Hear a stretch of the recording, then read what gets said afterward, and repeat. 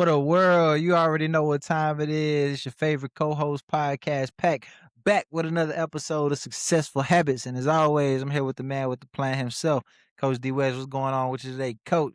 Man, I can't call it. Can't call it. Yeah, man. We just coming off of this game 6 of this Oklahoma City and Spurs series. And we definitely Yeah. gonna talk about that and give our predictions for game 7. So far the series been everything we said it was gonna be. One of those classic series so far. But like I said, we'll get into that here in a second. Definitely don't want to take up too much time with this episode. It's really more so of one of those instant reactions, but coach was available, so here we are.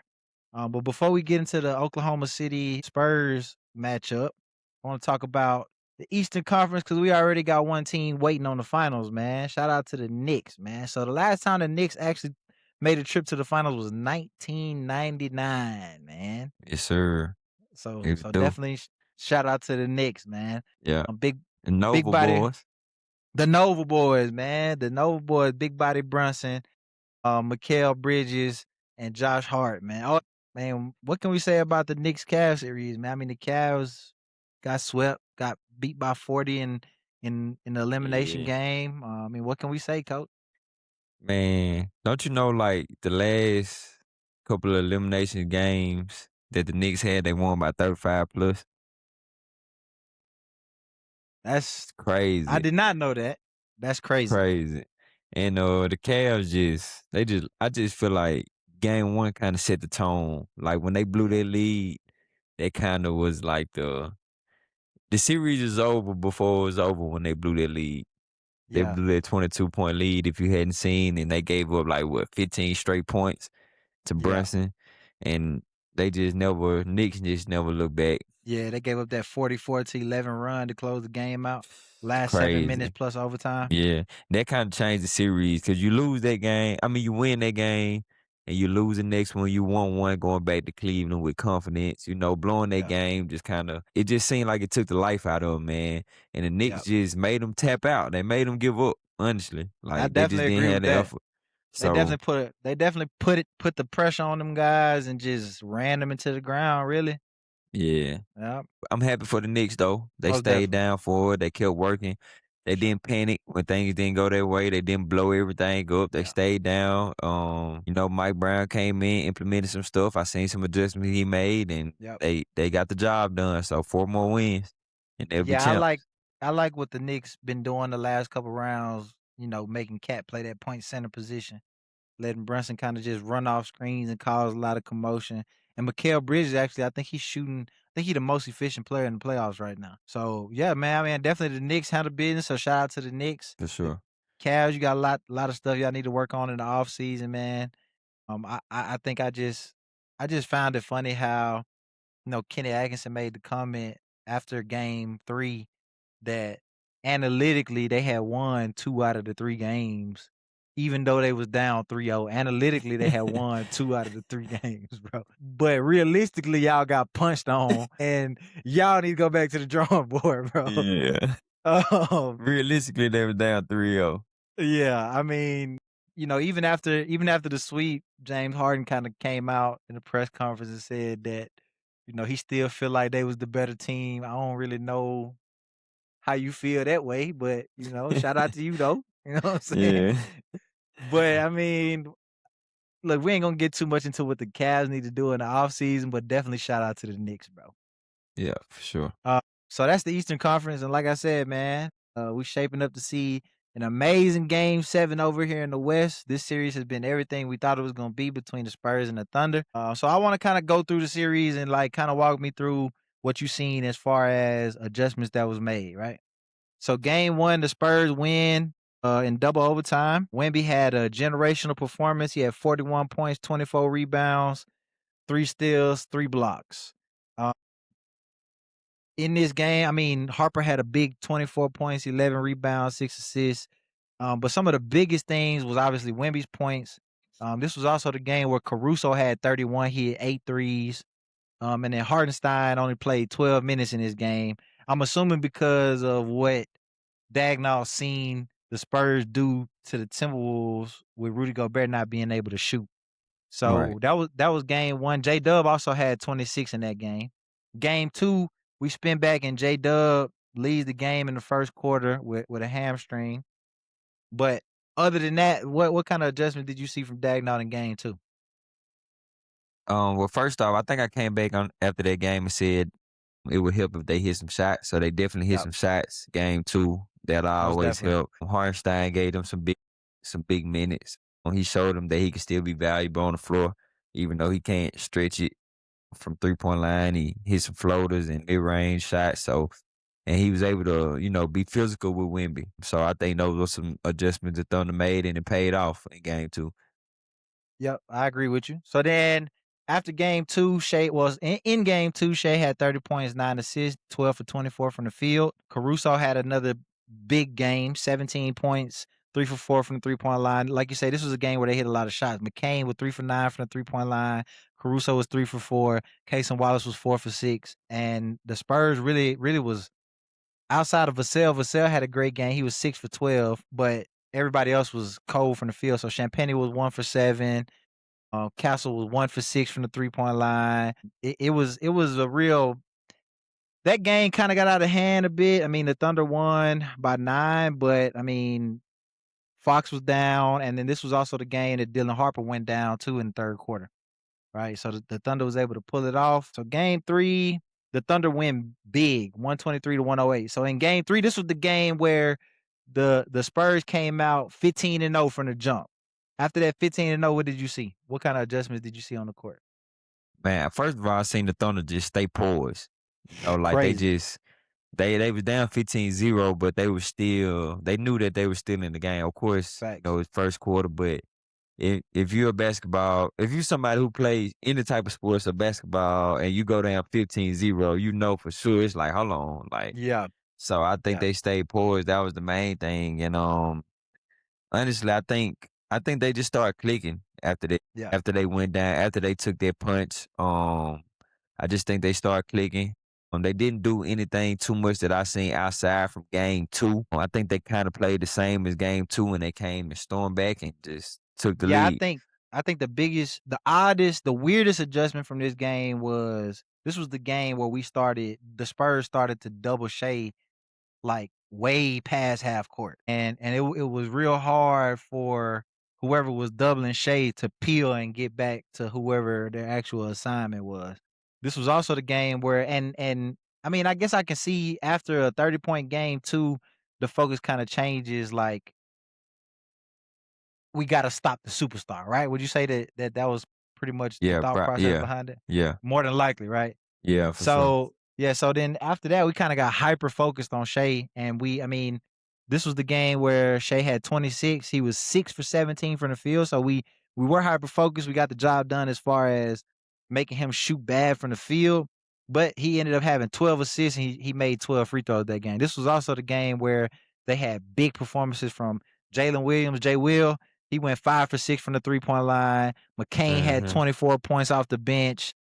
Caruso hit another 15 points, 3 for 5 from the field.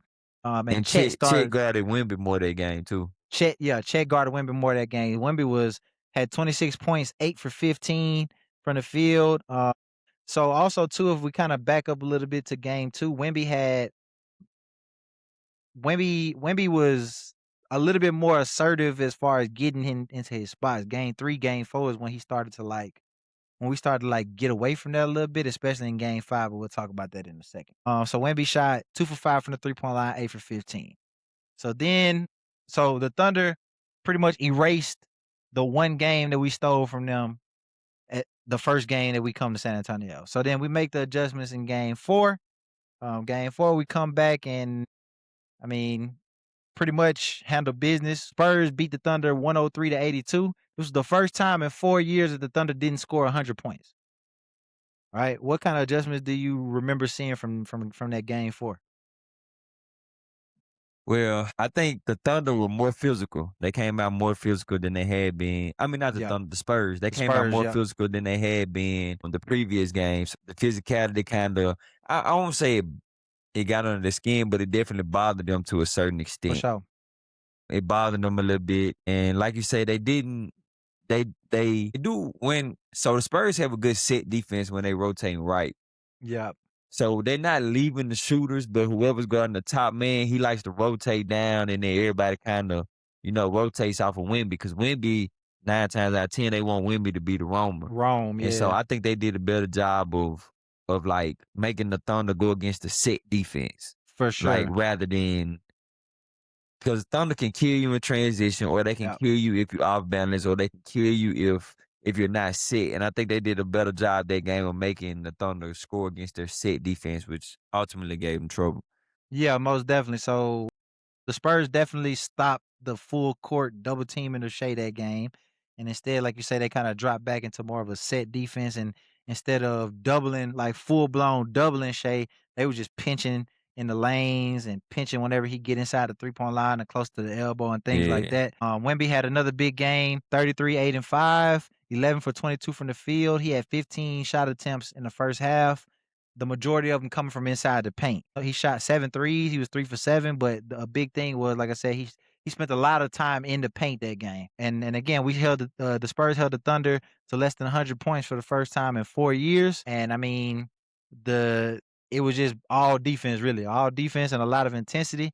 And then the Spurs just came out with a big win margin in that one.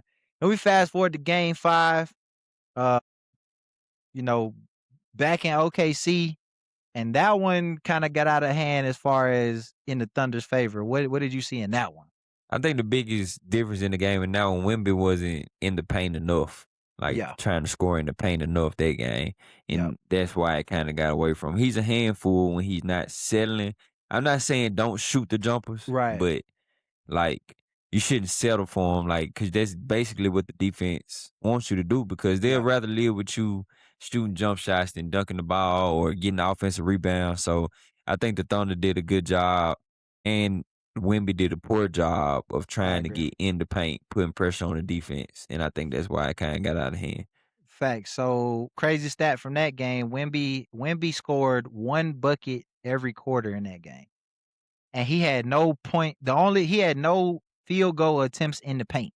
The only points that he scored the whole game was 3 lobs and a putback, and he shot 5 threes. He went 0 for 5 from the 3-point line. So, just like you said, man, he just I don't know. It kind of looked weird watching it. I don't even think the Thunder and Dagnall really like made any major adjustments. It was just like Wemby just wasn't. He looked like gassed. I ain't gonna say gas. He looked like the whole Spurs team just looked kind of like out of it that game, bro. I don't know what it was. But Shea ended up having a huge game, 32, 2 and 9, 7 for 19 from the field, 17 free throws, which is kind of crazy, but we won't even get into all that. Hardenstein had a big game, 12 and 15 rebounds. Chet had 16 and 11 rebounds. And another pretty good game from McCain. So we fast forward. So now we come back to San Antonio for game 6. Everybody was screaming that game 6 was going to be it. Me personally, I said we're going to have to book us one more flight to OKC before the season is over with. So tell me what you seen tonight. What happened tonight? Well, the Spurs just blitzed them tonight. Like it wasn't ifs, ands, or buts about it. They just blitzed them tonight. They had it on their mind that they was gonna play one more game. Yeah. So they just blitzed them tonight. Yeah, I agree with that. I think some big notable shout outs from the game is the Thunder shot a million free throws game 5. Yeah, Tonight tonight we did a much better job of the Spurs did a much better job of, like, guarding without fouling. Even when the Thunder were close to getting into the bonus, the Spurs was way more aware of that and kinda played a lot smarter. Not to mention, I mean, yeah. when you get big games from Dylan Harper, like, like Dylan Harper had let me see what Dylan Harper had tonight. Dylan Harper is a ball player. Yeah, Dylan Harper a hooper. Dylan Harper had 18, 6 for 9 from the field, but he was getting buckets though. Then you had Yeah, another big game from Castle, 17, 5 and 9. Fox had a poor performance of 5, 5 and 7, but like how important do you think Fox is to this team? Even though he hasn't really been that big time scorer that we know him to yeah. be, like how important is I he to mean, this team? I think he's still important. I think they gonna need him and Wimby to kind of close this team out if Yeah, they plan on winning Game 7. I think he gonna have a part in it. I think Dylan Harper just ahead of schedule. I don't think the Spurs knew that he was gonna be this right. good this early. So it's kind of making it rough on Fox per se, but they still need Fox veteran leadership out there. They still need him to, because ever since Fox came back, they turnovers has been cut in half. From at Tremendously, least from the backcourt. tremendously. So Yeah. he's still valuable to the team even when he's not playing his best. So I think they're gonna need Fox and Wemby like to close the Thunder out. Yeah, I agree with that 100%. If you recall game 1 and game 2, Castle was averaging 10 turnovers a game in them first 2 games. And then ever since then, I mean, like tonight, for example, Castle had 1 turnover. Like, I don't even think he had 10 turnovers total since those first 2 games since Fox been Mhm. back. So even though Fox really hasn't been that scoring threat much lately in this series, actually the whole playoffs, the fact that when he in the game, like, we just ain't turning the ball over as much, Yeah, that's major. yeah, And then tonight, Wemby had 28, 10, and 2 assists, 4 threes. But the threes he hit was early threes. He hit like 2 threes back to back to start the game. I think he hit 3 threes in the first quarter. When you got a center hit 3 threes to open the game, well, what does that do to the defense? and it hurts even worse because it's Wemby, and Right. if you like he can drive and dunk anytime he gets ready. So when he hitting threes, man, he pretty much unguardable. He's already borderline unguardable as it Yeah, is, but fact. when he's knocking down trays consistently, it make you feel like is no stopping him. You just gotta hope he miss. Yeah, facts. I mean, it puts so much pressure on the defense having to figure out, like, because if you hit 3 threes in the first quarter, I mean, realistically, we gotta jump at everything you like. Yeah, Realistically, from here on out, we gotta jump at everything, bro. And you being 7'5", you could put the ball on the floor, take 1 dribble, and you at the rim. Is like, how do we yeah, rotate on facts. this? You know what I'm saying? Like, how do we rotate on this? But again, Harper had a big game tonight, 18, 6, and 4. Vassell opened up the game with some big shots. He had some big shots down the stretch too. But the Spurs ultimately held the Thunder to below 100 points again. So the final score was 118-91. J Dub played some minutes tonight. He played 25 minutes tonight, but I mean, he really wasn't much of a factor. Yeah. Do you think that J Dub being kind of banged up and then AJ Mitchell being completely out, how big of a factor you think that's gonna be going into game 7? I think they'll be okay. I just think as far as J Dub, like him coming, like being healthy one game, not playing that, it's just kind of throwing his rhythm off. Yeah, Because the playoff is already the different brand of basketball than the regular season because it's so much more physical. It's just different. And now I'm playing one game, not playing this game, playing another game, not playing 2 games. Like it's just yeah. throwing his rhythm off. So, Mhm. like, I think he needed this game honestly to be ready for the next one. Like he needed to get this bad game out to be ready for the next one. So I think he'll be ready for the next one. I think he'll be big. It's gonna be my prediction is OKC in 7, but I think it's gonna be a 1 or 2 possession basketball game all the way through. Yeah, I agree with you on that. Not the OKC in 7 part, but 1 or 2 possession game all the way through. So Yeah, so tell me, you say OKC in 7, what does OKC need to do to get the job done? make shots. Honestly, at this point, like you at the point of your season where you got 2 elite teams playing in the game 7. These are the games that LeBron James, Kobe Bryant, Michael Yeah, Jordan, they just take over. Like, yeah, yeah, it's gonna be X's and O's here and there. Yeah, it's gonna be defensive schemes here and there, but these were the guys step up and put the yeah. teams on their back and say, "Hey, I'm the best player on the court right now. I'm gonna pull my team through this game 7." These are the moments that made the legends that we know and love, Steph Curry and I agree with all that. the legends that we know and love. These are the moments that made them. So it's not a defensive scheme. You done played this team with how many times? 10 times now from the regular Yeah. season to now, 8, 9 times. I So think you done actually played this team I eight, think 9 times. yeah, 10 times. This will be You number 11, I think. every scheme each team is going to, every scheme this team is going to throw at you. Every offensive set pretty much that they going to run. Nothing different. It's Yeah, just who going to step up and take this game over. Wimby got a chance to, if Wimby come to play, they have a good chance to win. The same thing with Shea. If yeah. he come to play like we know we can, they'll have a good chance to win. It's just about who can will their team to win this game. I think Yeah, that's what it's gonna be about. yeah, I agree with you. I think that as far as the Spurs are concerned, because my prediction is Spurs in 7, and I said it. You know, we both gave accurate predictions at the beginning of this series. You said Thunder in 7, I said Spurs in 7. We definitely knew it was going 7 games. But I'm with you though. I don't think the Spurs really need to change anything. I think it's going to really boil down to who want to win this game more. Like who is, because if the Spurs come out in Game 7 the way that they came out in Game 5, it's over. It's over. You can't start the game like that, and you can't.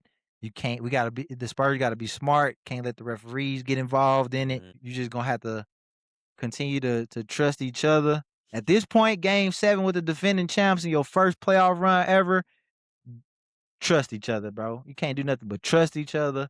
Continue to follow the same defensive scheme we've been following. Wemby need to spend a ton of time in the paint because as long as he play inside out, I think the Spurs got a great chance. I mean, the Spurs are playing outstanding defense on SGA. I think he got Yeah. more free throws made than field goals made in this series. I know he's shooting below 50% in the series. So, man, in my opinion, it's just gonna come down to can you repeat what you did tonight and not have a drop off like you did in Game 5? Yeah. Yeah, so I mean, we'll see, man. You know, Game 7 on Saturday should be a great Game 7. It's definitely gonna be a generational Game 7. And then we move on to the finals, man. And we'll see who the Knicks matching up with. So Yes, let me sir. ask, yeah, let me ask you this. And I've been watching sportscasters all week talk about the Knicks, and before honestly, I didn't think the Knicks had a chance. But the more I listen to people talk about the Knicks and what they've been doing in the playoffs so far, I mean, I'm starting to believe a little bit. I don't know if I'm sold, but I'm starting to believe a little bit that they might be able to make it interesting. I don't know if they can win it, but they might be able to make it interesting. What you think? You think they can, Yeah, you regardless remember of who they? I said they'll win 1 or 2 games. Yeah, facts. So do you think? Because I mean, this Spurs Thunder series has been a super physical series. Do you think either one of these teams gonna be even like like in an okay enough condition to? Because the Knicks been chilling the whole playoffs pretty much. Yeah, but chilling ain't always a good thing, especially for I, game 1. So they could come out rested because they've been shooting the ball on the heater. So if I'm the yeah, Knicks, I'm ready to yeah, play like as soon as I can because we've yeah, been shooting it so well. yeah, Just like when they came out against the Cavs. The Cavs weren't doing anything special. They were just super rusty. yeah. I Like agree with that. coming off that, winning series. So same thing. And if you go down, 15-20 to the Thunder and the Spurs, you're not coming back. Yeah, Now you're yeah. I not agree coming with back that. like you did against the Cavs. You know what I'm saying? I'm not Yeah, saying you facts. can't come back, but it won't be a 44-11 run. Nah, it definitely won't You be know what I that. mean? Yeah, So facts. it's just so it could go either way, but both teams are gonna be banged up, but you gotta think about it like this. For the Spurs, this they first time in the finals. So if they get to the Mm-hmm. finals, they way ahead of schedule, they gonna be amped to play. Yeah, Now I agree. injuries might we can never predict injuries, but Yeah, not saying that that won't happen, but as far as like enthusiasm to play in the finals, I think yeah, they'll be amped up. I know the San yeah. Antonio crowd will be amped up and the New York crowd gonna be amped up. And Definitely for OKC, you got a chance to mark your name, mark your team as a dynasty. with the great. Yeah, You for got sure. two back-to-back Yeah. MVPs with two back-to-back championship rings. You got a chance to, make history. So Mm-hmm. I think they gonna have something to play for with a chip on their shoulder. And we don't even have to talk about what the Knicks had to play for. Yeah. This they first time making it since what, 99, you said? Yup, So 99. And not only they that, man, they said the small guard was dead, bro. yeah, so I think either way, banged up or not, both teams are gonna be amped to play because Yeah. they got stuff to play for. I agree with that. I agree with that. Well, we definitely, like I said, shaping up to see an outstanding Game 7. So before we get into the Knicks and whoever they got playing next, let's make it out of this series first. Yes, We'll sir. we'll definitely be back after this Game 7 to give you our breakdown and analysis and our instant reaction of what happens in Game 7, whatever the outcome may be. I'm gonna try not to be too salty if it swing OKC way, but. So what you got to say to the folks before we let them go, Coach? Man, make sure you liking and subscribe to our videos, man. We appreciate y'all every week, tapping in, just hearing what we got to say. We really do appreciate that. Make sure you check out our full episode that we drop on Mondays. We'd love to see y'all like and leave comments, man. And it's been great. Most definitely, man. Basketball season almost over, Coach. I hate to say it, man. I know. Basketball season almost over, man. But like Coach said, man, we do appreciate you guys for always tapping in, always checking in, always liking and subscribing. Make sure you share this video with a friend. Last but not least, make sure you turn your notification bells on so you get alerted every time we drop one, man. On behalf of Successful Habits Crew, we out. We out. Thanks for watching. Don't forget to like, subscribe, and share.